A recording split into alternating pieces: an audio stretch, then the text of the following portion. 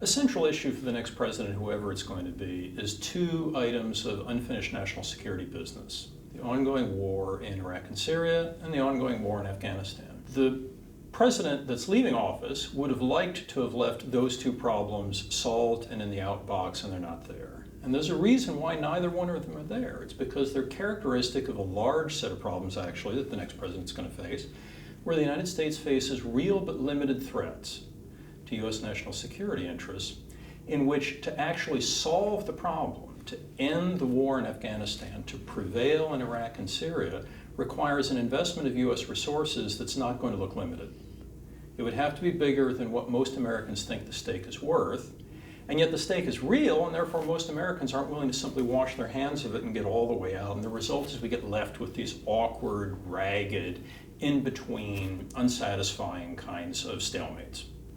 And that's the case in both of these theaters right now. The Afghanistan war has been going on, of course, ever since 2001. Most Americans think it's important. After all, it's where Osama bin Laden launched the 9/11 attacks in the United States.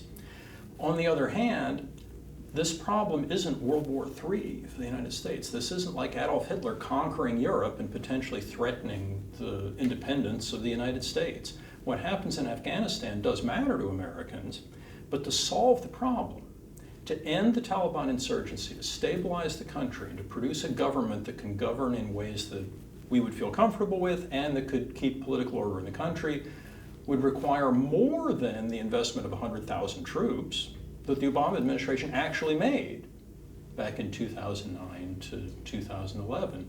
And most Americans think it's not worth the cost.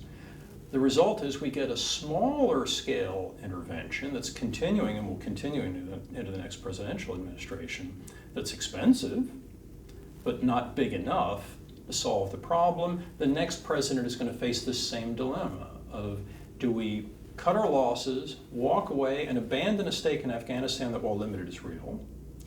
Do we invest what would be required to solve the problem, which is more expensive than what most Americans are willing to do?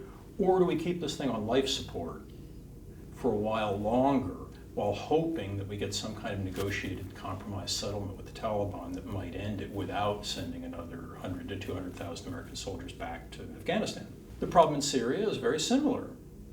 Lots of Americans aren't willing to simply walk away from Iraq and Syria and leave an international terrorist organization that claims state status in the form of the Islamic State alone to work its will on ourselves or our allies via terrorist attacks. Most Americans aren't willing to abandon what is now the world's worst humanitarian crisis.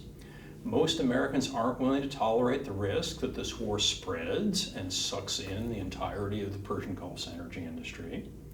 But while these threats to American interests are real, it's not Nazi Germany either. This doesn't look like World War III either.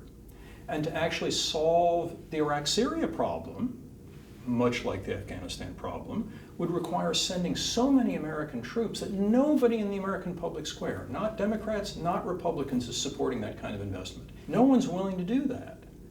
No one's willing to wash their hands of the conflict either.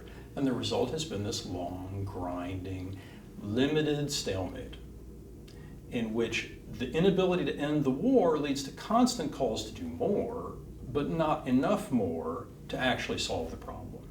And that dilemma is going to bite the next president just as it's been biting